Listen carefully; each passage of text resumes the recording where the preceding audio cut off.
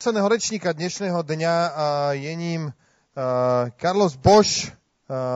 He's a Catalanian director, famous for his documentary movies about people in distinct or high energy situations.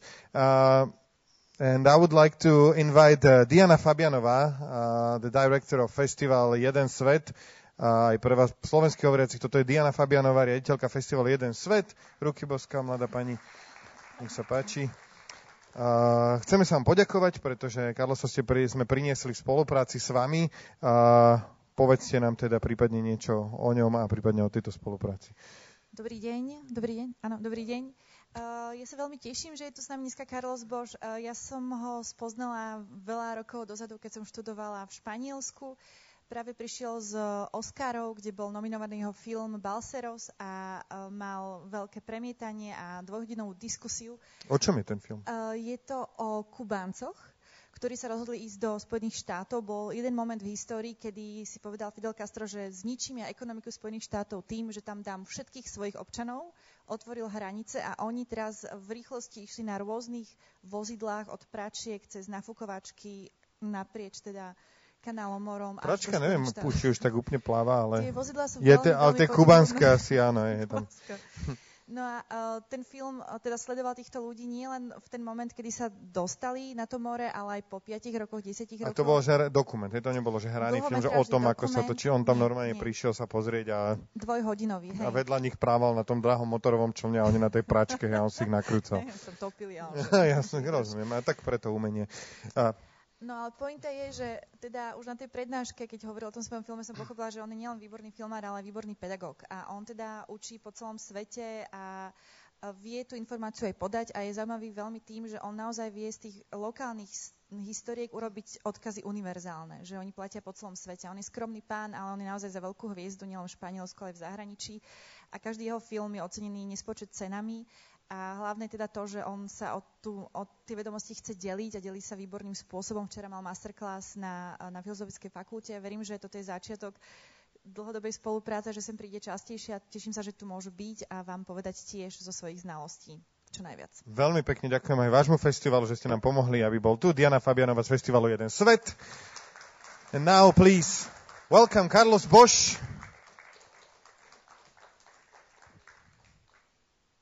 Hola Carlos, ¿cómo estás? Bien.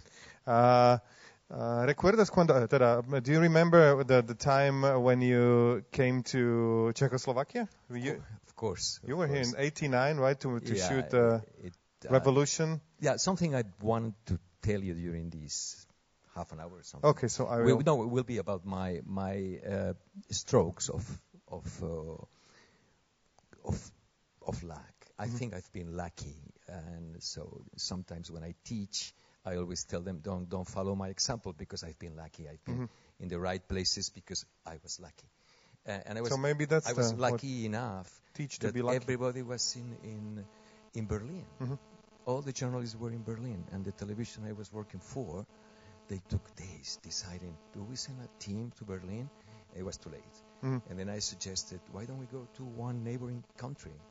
And I suggested Czechoslovakia because I was told that it was a beautiful country, not because I had any clue that something was about to happen. And yes, I arrived. My team didn't get the visa. I arrived as a journalist, as a tourist, and I had a good contact person, which was Jiří Kryžan, a former. I don't know if you know him, but I think he was a famous writer of theater. And his daughter was a student of journalism. And he told me, okay, today something's going to happen because there is this legal demonstration that every year happens. They will change. They will go in another direction.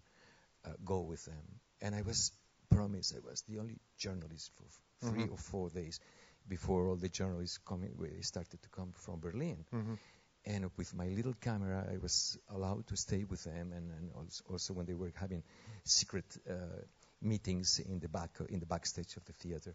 So you asked me about my memories. I think it was the beginning not just the beginning of something for you, but me as a journalist, it gave me the chance. I think it was my first really good thing that I'm happy being a TV journalist, which was what I was at that time. That is wonderful. You experienced the beginning of the beginning.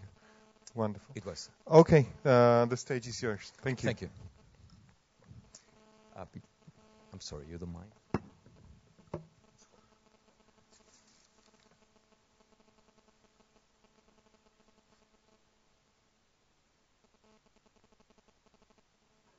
To excuse.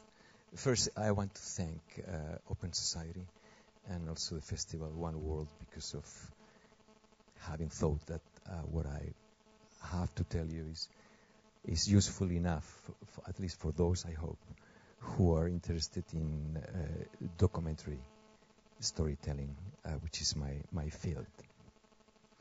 And I want to excuse myself because of being quite chaotic and not being capable to, never in my life, to know how a PowerPoint works. And I have to tell you that it's also in my films, the films that I've directed, there was not any scenarios, a play that I wrote before starting filming, because that's the way I do documentaries. So for me, I've been today listening to some of the speakers and trying to find out as much as possible what could be useful for you, that I understand that just because attending a seminar where the title is Story Time, I understand that it has to be very much based on telling stories, which in my field, of course, will be mostly useful for those who are interested in documentary filmmaking. I think it was Lubitsa who asked me if I wanted to be introduced in Facebook as a filmmaker or what, and then I asked her, please tell them that I'm a filmmaker, but also I'm a journalist. Although I'm supposed not to be a journalist anymore because I gave up working for the public television of Barcelona, which was the place where I've been developing my career for 30 years. And now I'm just concentrated on doing documentary films. But the kind of documentaries, future documentaries that I do think that still could be translated as a kind of journalism. I do encourage everybody who's a journalist and everybody who works for television that they think that there is one fantastic tool, much more needed than in the past. Probably I will tell you why. This going from doing reports, 30 minutes stories, sometimes even breaking news for television, and then jumping into directing films of 1 hour and a half or 2 hours is not that difficult. At the end of the day, it's almost exactly the same. It's just a question of really of telling stories. And I have developed myself something that I wouldn't call that this is my method, because I'm sure I'm not the only one who is using the same tools, somehow stolen from the storytelling of fiction. Those are the tools that I've been using already since the very first day that I started to work for television. Of course, being a journalist when I was 21, 22 years old, I don't know why I decided to be a journalist. We were living under the dictatorship of Franco in Spain. There was just one channel in television, very bad one. No freedom of speech in any either radio or media, whatever media. But again, and Czechoslovakia now comes to my mind again. I remember the really first time, and this is probably another stroke of luck. I was 16 years old, in the year 1968, which is very good because being young, even though I was living in Spain under Franco, being young, being 16 or 17 or 18, in a year where everything has started, I would say that this was really the revolution all over the world. I think that for the first time, young people felt strong enough. Many of the bases of nowadays concepts of what's social justice, or freedom of speech, or whatever, comes from those years. It doesn't matter if it was in Czechoslovakia, or in Mexico, or in Berkeley, or in India. So for me, it probably gave me the power and the strength being just 16 years old, 17 years old. And I remember, although we didn't have magazines or newspapers in Spain, since Barcelona is quite close to France, we used to travel to the south of France and buy music. We didn't have rock and roll. It was very difficult to get this kind of music. And I remember buying magazines, especially one French magazine called Paris Match. And I remember seeing the images of the revolution not the revolution, but what happened. Of course, it started being a kind of a revolution. The revolution that started in Czechoslovakia. But of course, all the stories about the students in here, but the students also in California. And for me, it was like, wow, this is a kind of a world that I want to live. I didn't know if I want to be just in front of the camera or behind the camera, but for me, it was like a overdose of oxygen. And for me, all of a sudden, because I had to decide when I was 16, in my case, what to study. I had to go to the university next year, and I suggested I want to be a journalist. Probably because what I wanted was just to travel, to breathe, to know by myself, and maybe also to have the pleasure of telling the others. I wouldn't say that I was that romantic that I thought at that time when I was 16, that telling the stories and spreading the truth to everybody would help to change the world. But something probably in the back of my mind, I had this romantic concept of being a journalist. Barcelona at that time was a city of 2 million people, and we were just 15 people studying journalism. There was not a school of cinema, there was not a school of television. So the only thing connected to storytelling was a kind of official school of journalism.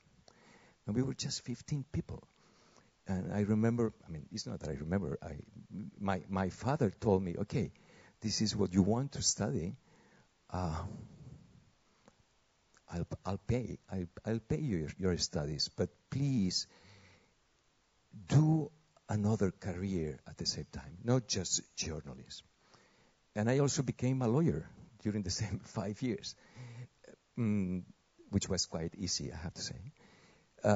So why? Because my father told me, well, we don't even know what does it mean to be a journalist in a country with no freedom?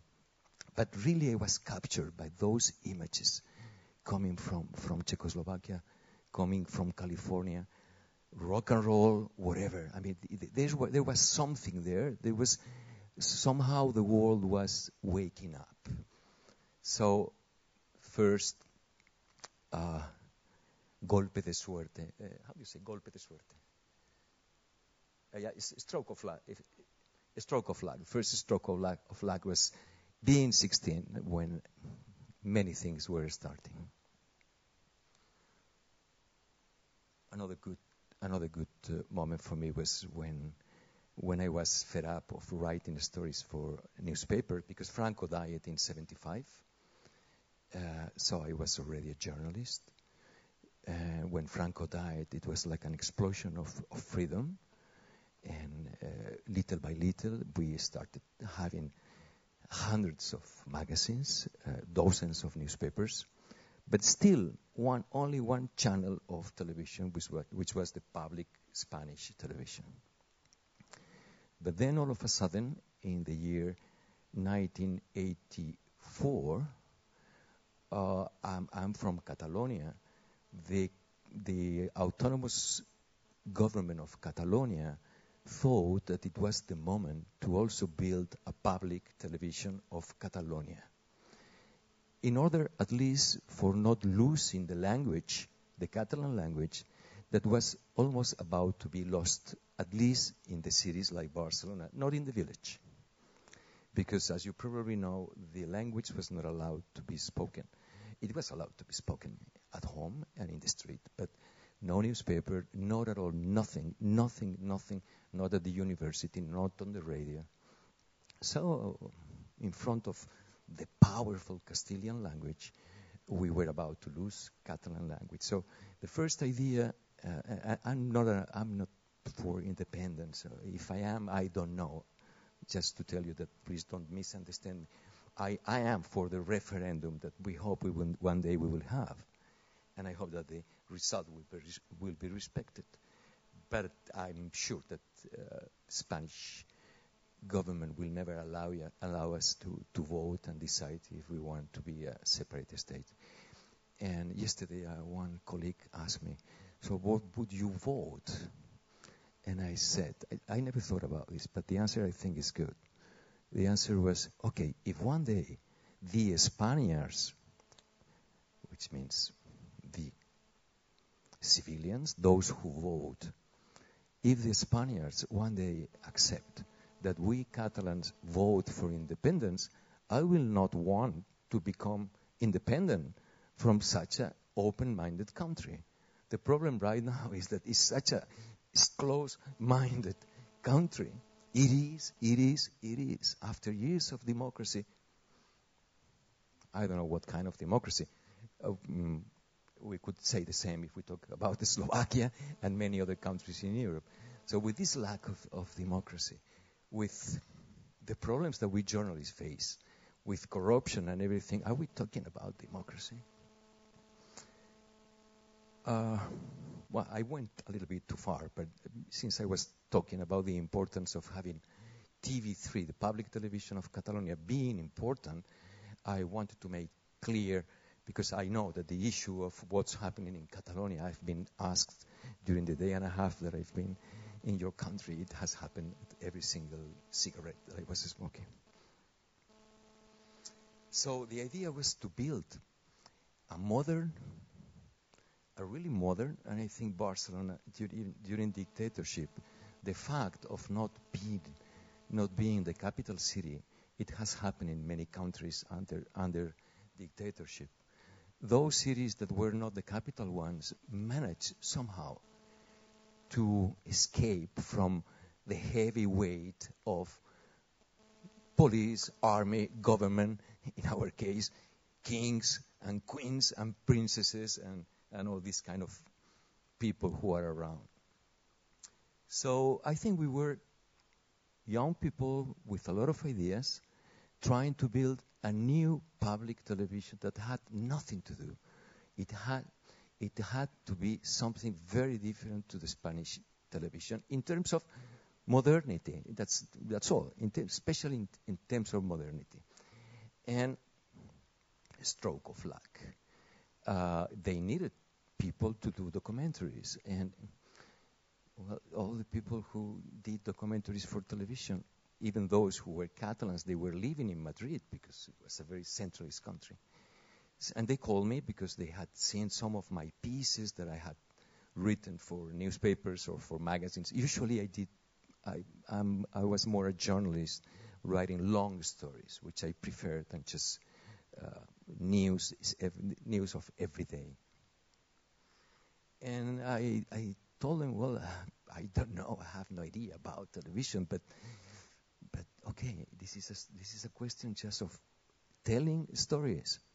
And that's something I tell my students who start studying something that at the end of the day will be probably directing documentaries or telling stories in the future, I tell them, well, our job is easy. We do tell stories every day. You will go back today to your homes, and probably you will start telling them about something that happened to you, a problem that you had when you went to the bank, or how interesting it was being here during the whole day. So every single day we tell stories. And we try, by telling stories, not to be boring. Obviously, some people, they were born with the knack. And there is a group of friends meeting for dinner Saturday night, and there is one who, he knows how to attract your attention. But we all tell stories every single day of our life. So telling stories, it doesn't matter if it's for a newspaper, for a magazine, for television.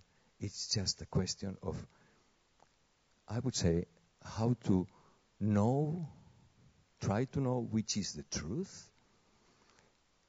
tell the truth, spread the truth, but especially since we want to spread the truth, we have to be clever enough to make the audience, to make the readers to pay attention to us. This is probably this is what I'm teaching. Well, the only thing I know how to teach because I'm not a teacher. What I do is I do workshops, and the only thing I'm capable to do is to tell what I call my method. But again, it's not my method. It's what I have learned through experience, working for the public television of Catalonia in a weekly program called 30 Minutes, prime time, really prime time, telling the viewers who had the chance after the years, because I've been many years working for them, they had the chance to change the channel and jump into fiction film, which honestly, I do prefer fiction films than documentaries, and I think this is the average, although I am a documentary filmmaker. Having said that, I think a good future documentary film is as good. It could be as much a piece of entertainment, in the good sense of the word, entertainment, as any other good fiction film. But we all know that the average people, when they buy a ticket to go to a movie theater, it's very rare that they finally pick what they do, which is one of the problems we are facing, the documentary storytellers. It's very difficult, although it was said that there was a boom, and now people were paying a lot of attention of documentaries. Honestly, the producers will tell you, it's not true. It's not working. And it's expensive. And during my speech, you will see that money is not the only problem. There are other problems that go together with the fact of doing documentary films and not fiction films. If I forget to tell you, please ask me later on, because I don't want to escape from this subject. Working for television, trying to do something new, something different, prime time, half an hour, talking about, for instance, unemployment at one specific moment, that not this crisis, but something like 25 years ago, there was a huge unemployment in Spain, and this was the issue that was probably discussed in the editorial room, or the editor-in-chief suggested me, hey, you have to do this. I've been mostly covering international issues. Sometime they tell me, oh, you were a war reporter, which is not true. A war reporter is someone that knows very much about weapons and usually likes somehow going to these kind of places. It's not something that I loved in a very specific, more than anything, but it's true that being journalists in a very important moments of our life mean that if there is a war in Bosnia, or I also covered the first Gulf War, which was the first Gulf War, and we had to tell. First I wanted to know what was going on. Like in Bosnia, the war had already started, and I was involved in another issue that had nothing to do with the war. And I was always wondering, what's happening in Bosnia? How can it be possible? And when I finished the other assignment, I was lucky that still my television had not sent a team to Bosnia, and I accepted to go there. It's been another important, it's part of my heart, because I spent the whole war going and coming. And when the war ended, I decided to stay in Sarajevo for a year and a half, which happened to many, many journalists. The issue in Bosnia was, for us journalists, it really captured us, maybe because it was, I would say, almost the last moment for journalists to feel that we were useful. Although the horrors of the war, although the very unfair end of the war with the partition, because at the end of the day it's a partition of the country, with Milosevic and Karadzic still being around, and General Mladic being around, and with all these people free, and at that time, finally, they were captured and they were sent to international justice. But with our governors, including the Spanish one, putting medals to Milosevic, with the United Nations and the Blue Helmets non-intervening, just considering that they had to be neutral, journalists, we kept going to Bosnia, telling the truth, many of them dying, and we finally, I think, managed to keep some light in the candle.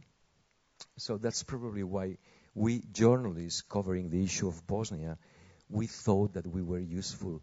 We kept trying to open the eyes of the people who were watching our television or reading the newspaper. I'm a little bit more pessimistic nowadays about which is the final outcome, the final result of the efforts of those many incredible good journalists who are jeopardizing their own lives and going to places like Syria and not seeing the results. At least we in Bosnia, we saw some results. It's very frustrating, and it's part of my speech. It's very frustrating to have this fantastic job that we have, storytellers, putting our energy, investing our lives, and not seeing the results. And the kind of democracy that we have now in our countries, I don't know. I'm not too sure, for instance, if you probably good journalists who are here, or storytellers, or you probably work for television, for radio, or that's what you like to see, about the killing of the journalist and his wife. Will it be the work of the journalists who are covering this issue? Will it be enough to tell the whole truth, doing good stories about what happened? Will it be enough to really have the truth overcome and see the guilty ones going to jail? It would be great. It doesn't happen in Spain. It doesn't happen in Spain. I mean, today, I think it was Mikhail, the sociologist from here, who was talking this morning, and he used one expression that I didn't know. It's mediacracy, the democracy of media. There is not a single newspaper in Spain or television that it's not under the control or a political party who's in power. So the concept of public television means nothing. It's not public at all. When there is a new political party get into power, director of that public television and the chief editor will be removed, and they will put someone whose only Meriton, is that he was probably a member of the party. Of course, the same will happen with the newspapers. They all depend on economical powers. So I'm a little bit pessimistic, at least in my country. I don't see the results of the efforts of the journalists. I'm not too sure. Something must change. And we journalists, we have to do a lot, but it's the whole society that has to do something, because the lack of good level of democracy, I think it's spreading the whole Europe.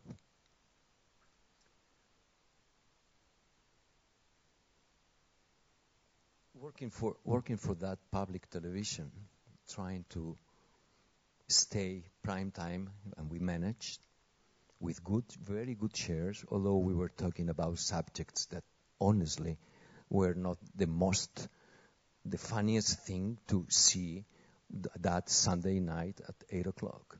So it took us, the group of people who started to work for that weekly program, it took us to the conclusion that we had to do something different than the reportage, than the stories that usually were seen in television.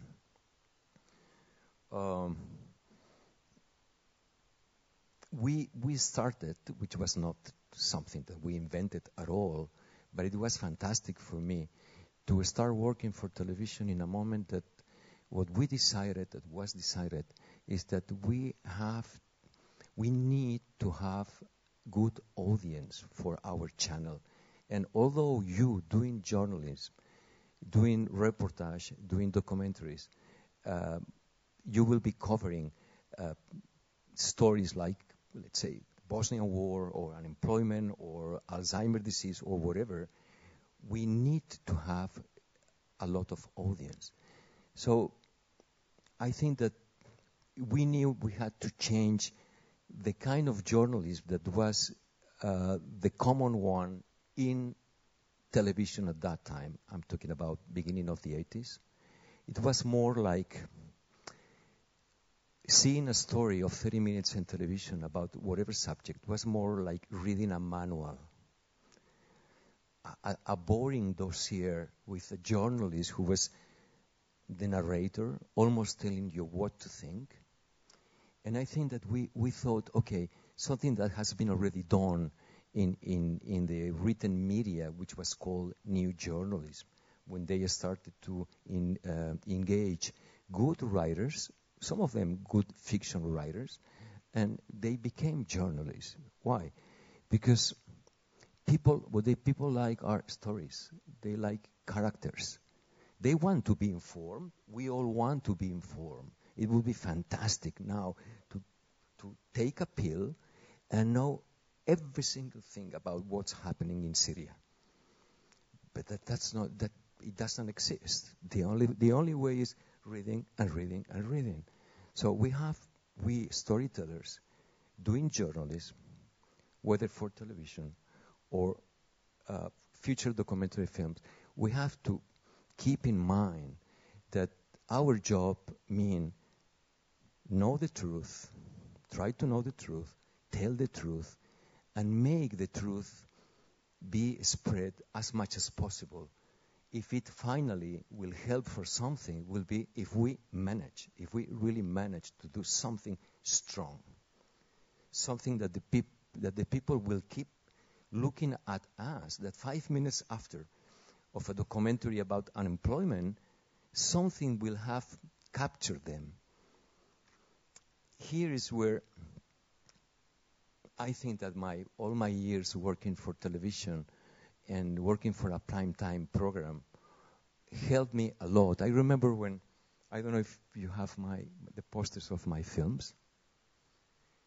Balseros was my first film, although everything started being a reportage that I did in 1994 when it was said that thousands of Cubans, they were building boats. It was not boats, it was rafts, pieces of wood tied up with ropes and they were, for the first time, allowed to leave the country, of course, without knowing that the United States would never accept 30,000 people. So it was like playing chess between Fidel and the American administration. So I went to Cuba just to do stories for the news, and having in mind that I had to put together a 30-minute story. Few months later, I was allowed to go to Guantanamo, where all those 30,000 balseros. Balseros means balsa is a raft.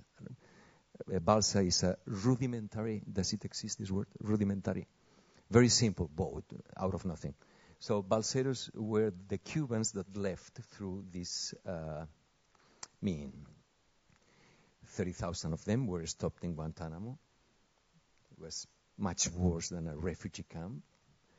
And I got permission to go there and film the same guys. It was my idea. Again, I had already started to understand that in order to tell the A, B, C till Z of the manual, in order to have your attention, I have to tell you a story and season my story with all those figures and extra information that are important to understand what we are talking about. So the idea was, again, instead of going to Guantanamo and my voiceover, let's go and try to find the 7 among the 20 characters that appeared in my first piece that I did urgently, edited in one night without sleeping when I was in Cuba during the days of the exodus of those 30,000 people. So by doing that second story, it already started to be something a little bit beyond of just pure documentary for television. The story was growing. The characters were growing. Their relatives back in Havana, or those who were waiting for them in the United States, they started also to be, the audience started to be familiar and wishing what will happen to him or to the other. So obviously, this is stealing from the storytelling of fiction or novels or whatever you will tell your relatives at home today. This chronology, the time passing, the people growing little by little in subtle ways, but then providing information. So what I'm telling you, that's why to say this is my method is ridiculous, but it has been my method.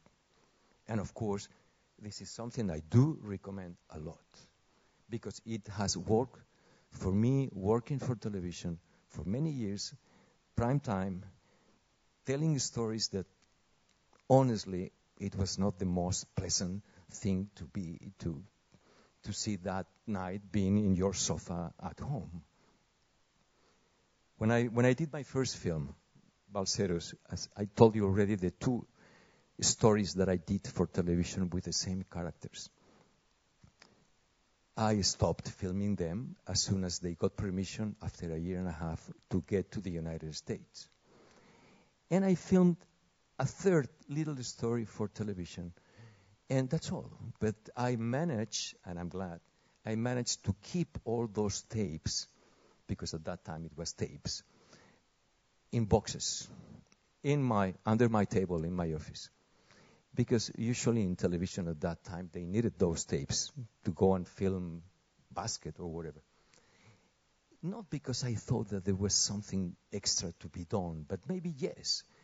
But something extra in my mind was probably, maybe we will see what happens to them. Not even, really, honestly, I thought this was the end of my engagement in the issue of the Cuban balseros. And that's all. Another stroke of luck. Let me stop one moment with Cuba and let me jump into a story that I did for television. And after I will go back to what I did in order to make what I was doing for television, that this would become a film, which is something that if someone is interested here, in the differences between TV stories of 30 minutes and a film, a feature documentary film. It's not that I have the answer, because there are many answers, but it's a subject that I do like to talk about. If there is here in the theater someone who really wants to know what I think is the most magic difference between one thing and the other. Let me go 1996, because it happened in 1994. They were stopped in Guantanamo in 1990 till 1996. But also in 1996, I was covering my 4th year of the war in Bosnia. It was impossible already for journalists that our companies would send us to Bosnia. Why? Because they knew that people were not paying attention anymore. It's like it happens with Syria right now. 4 years after the war, listening something as difficult to explain for a journalist. Serbo-Croats, Croats, Bosnian, Republika Srpska, Orthodox, Muslim, Catholics, former Yugoslavia. Wow, it was so difficult. It was not, like when we were kids, cowboys against Indians. It was really difficult. And I understand that it was not the most interesting thing for a viewer to watch on TV, snipers, massive graves, and the horrors, knowing that no good news will be today on my TV about this issue, which makes the things still more difficult for the producers, the owners of one television, or the owners of a newspaper. I have to send my team. It's becoming much more expensive. It was more expensive every single year of the war, because the insurance companies wanted to charge a lot. The media, the companies, if we journalists wanted, of course, it was compulsory that we had an insurance. The insurance was absolutely expensive, and always with the condition of having a helmet, a jacket, an armored car. The first 2 years I went to Bosnia, to Sarajevo, trying to break the siege. We were driving with a Lada that we rented in Split. Lada. The only time that one of my teams got injured, it was by a sniper in Sarajevo, and the bullet just went across the car. So Lada was nothing, was not accepted by the insurance companies. So it was more and more expensive, and the shares were going low, below, and below. But we journalists thought that we had the obligation of going and going and going. If the first year was horrible, and that's why we went, 4 years later, it's still more horrible. So it makes more sense that we go and we don't give up going to Bosnia. The third year, I was not sent by my television. It was impossible. They gave excuses. I don't want to go into this, but I remember it was even insulting, the excuses coming from the bosses. Instead of telling you it's too expensive and there is no audience, they invented whatever thing. The fourth year, I managed to go again. And I did a story called The Roses of Sarajevo, which was a kind of a story. It was like a circle, a perfect circle. It started with a woman who used to be my translator, one Senada Creso, a local journalist from Sarajevo, who stayed during the war in Sarajevo, although she had a lot of opportunities with her connections with the United Nations and whatever to have escaped from the siege. So it started with her. There was no my narration. It started with her telling me the respect that she felt for those who decided to stay and defend Sarajevo if it was only by staying in the city, staying, doing music, playing music, not escaping, just staying there in that horror. So she was mentioning a person, in this case it was a singer called Fazla, who stayed in Sarajevo, although at the beginning of the war he had already some contacts, because he was famous in former Yugoslavia to go and sing probably in Slovenia. And then it was Fazla talking about Troka, who was a clown in television, who also decided to. So it was like a circle of respect. The name, the Roses of Sarajevo. Roses are important in Sarajevo, but also the roses are the marks that the shells, when a shell falls into a street, on a street, there is something which really looks like an open rose. But the idea of using the word Roses of Sarajevo was, let's find a title that has nothing to do with snipers shelling kids dying when they were trying to go and take some water. No, it was like, we have to do something that from the very first shot of that documentary, people at least will give me few seconds of chance. Okay, I allow you. It's nice. I like this woman. I like what she says. I like the picture. Puff, puff. It was 50 minutes of television. I have to say, I'm very proud. It worked perfectly. The next day, we had demonstrations every Monday in Barcelona in order to push our governors to somehow interfere, somehow stand up and do something for Bosnia. I think that the issue of Bosnia and then after the Gulf War, the one with the lies about this massive destruction, weapons, etc., were the two issues that helped a lot the civilians in Spain to stand up, I would say to wake up in front of the lies of our governors, in front of the selfish attitude of our politicians, and of course the stupid and absurd neutrality of the United Nations in front of something that after the years it has been obvious that what we journalists were saying was the truth. And so the next Monday, it was thousands of people again. It's not. I mean, I'm happy. I'm happy that, okay, I did something in order to have a second chance given by the audience in order to see a story that at that time, after 4 years of war, it was very, very difficult. So those are my three films. Balseros, what I did after 5 years of having stopped filming them, is that they were already in the United States, and I started to know what happened to them. Wow, Miss Clyda, who was that girl, it was obvious that she wasn't someone too ready to go to a capitalist world and start working in a supermarket for just peanuts or a very low salary. She was selling heroin.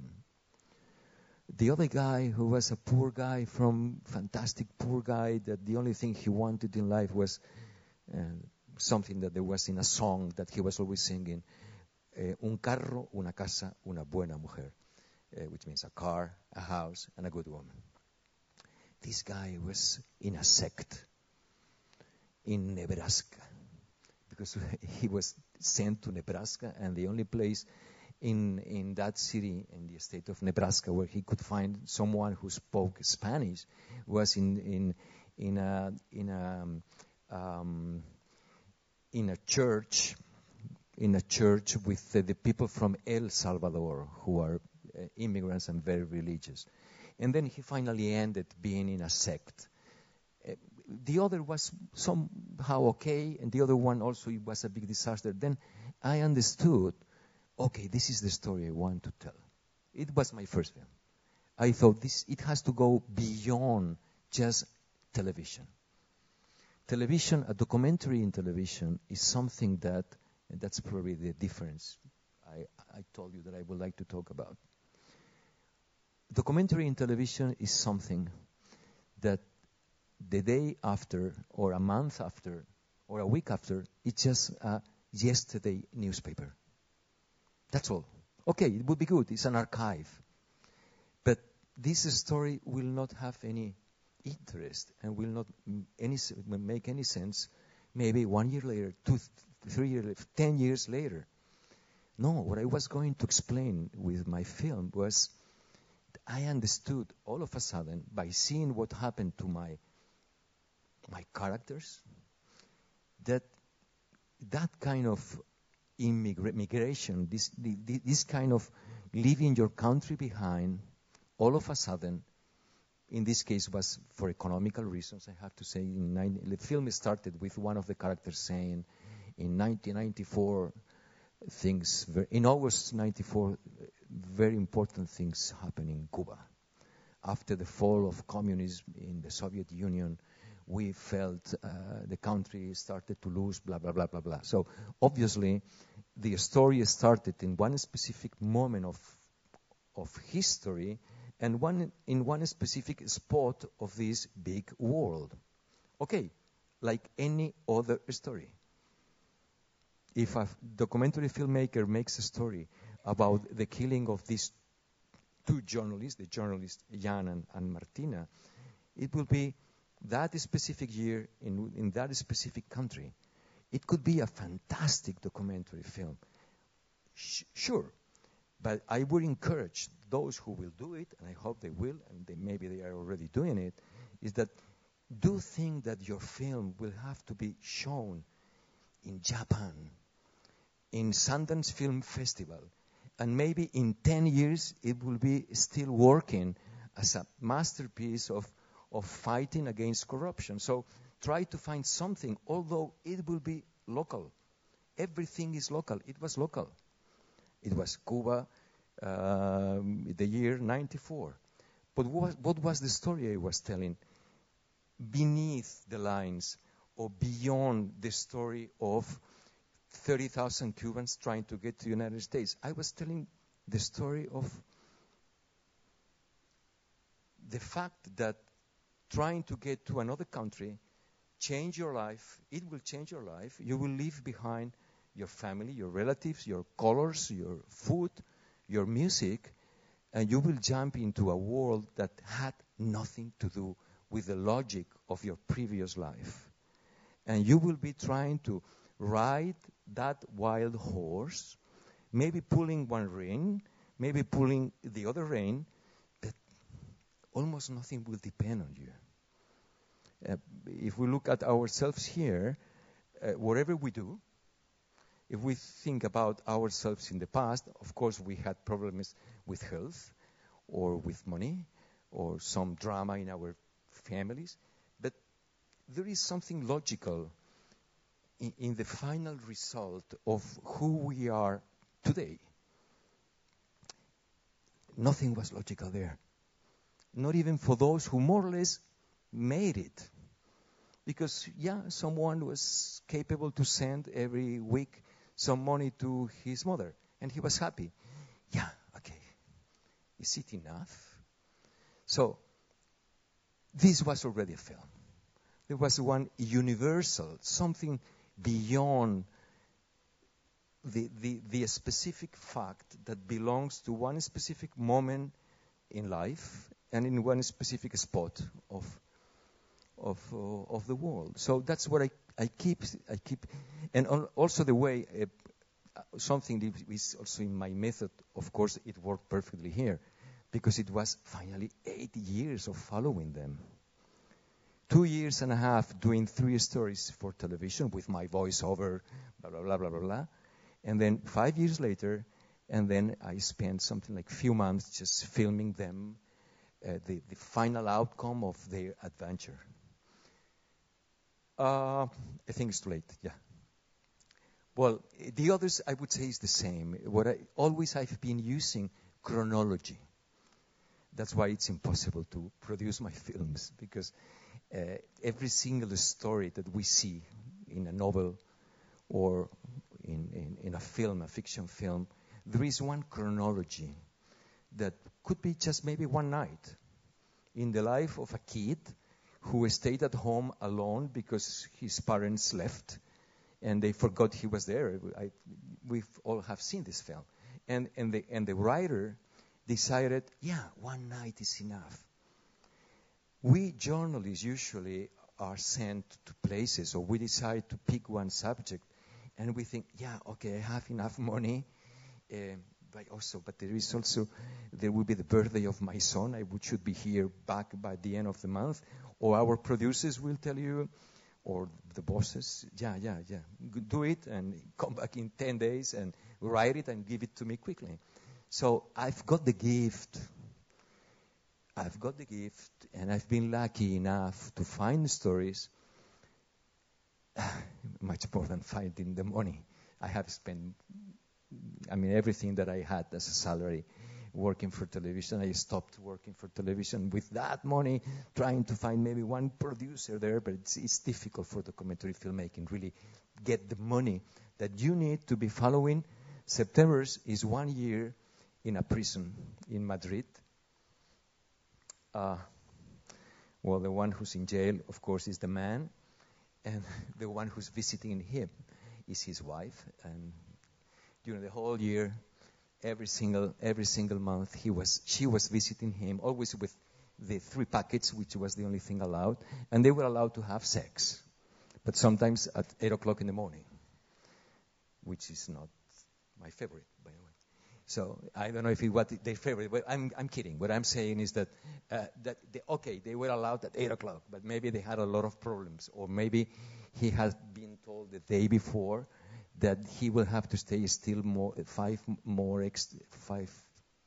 extra more days. So this was a story about